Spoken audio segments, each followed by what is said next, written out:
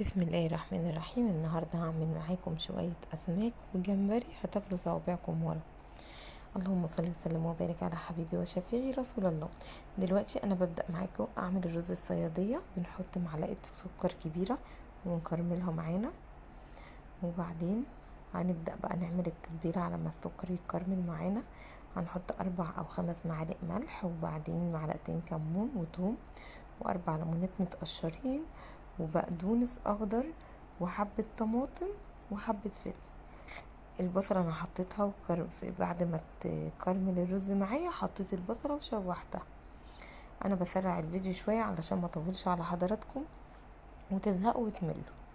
وبعدين الرز بعد ما البصلة اتظبطت معانا واتحمرت، مش بتتحمر، تاخد اللون الذهبي دوت، حطيت الرز معانا وحطيت معاكو دقة من اللي انا عملتها على الرز. دلوقتي الدقة دي هحطها في كل الخلطات اللي معايا دي. حطيت بصلاية انا عصر عليها ليمونة وبشرها كويس جدا في الكبة، حطيت معلقتين دقيق ومعلقة بقسماط، وحطيت التتبيلة اللي انا عاملاها وشوية بقدونس. وديت كفتة جمبري مع الجمبري المفروم زي ما وريت حضراتكم، واقعد اقلب فيها كويس جدا لحد ما كل حاجة اختلط مع بعض كويس جدا. وده جمبري برضو انا متبله بنفس التتبيله اللي احنا عملناها سوا.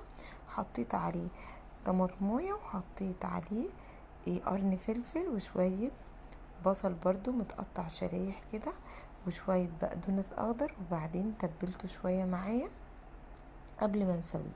ودوت معانا السمك البوري انا منضفاه كويس جدا، هفتحه سنجاري زي ما حضراتكم شايفين. بفتح من النص من عند السلسله كده ما شاء الله، شايفة؟ بفتح بالطول وبعدين برجع افتح السلسلة تاني. تمام معاكي اهوت خطوة بخطوة.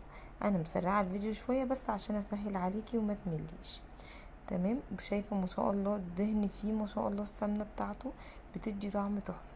وبعدين حطيته معايا اهوت في القالب اللي انا هعمل فيه. بحدق من ناحية البطن بتاعته كده، مش من جوه القلب. تمام. اللهم صل وسلم وبارك على حبيبي وشفيعي رسول الله. التتبيله دي عملت معايا كل حاجه.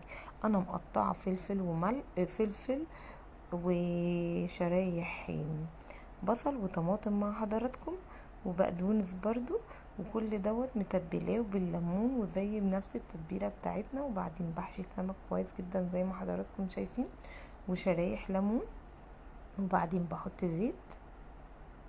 اللهم صل وسلم وبارك على حبيبي وشفيعي رسول الله.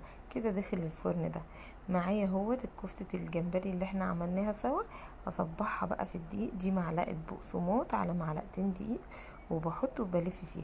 ده بقى سمك شبار حكاية، ده بقى حتة تانية. هنعمل صيادية بورسعيدي بالسمك الشبار ده، بقى هتاكلي صوابعك وراها في حتة تانية خالص.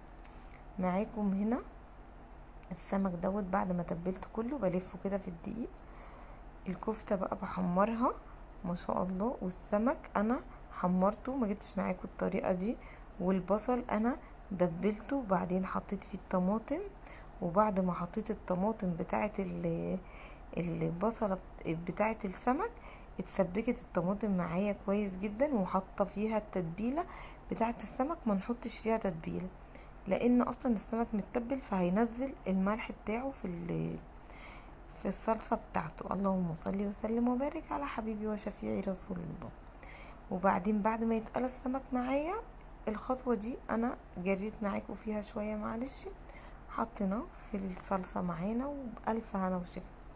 الجمبري دوت جمبري بلدي بيبقى طعمه تحفة، احسن من الازاز بقى والجمبري جامبو والحاجات دي. بصراحة انا كنت بدور عليه، ولما لقيته قلت لازم اعمله النهاردة ووريكي الاكلة دي تحفة ازاي.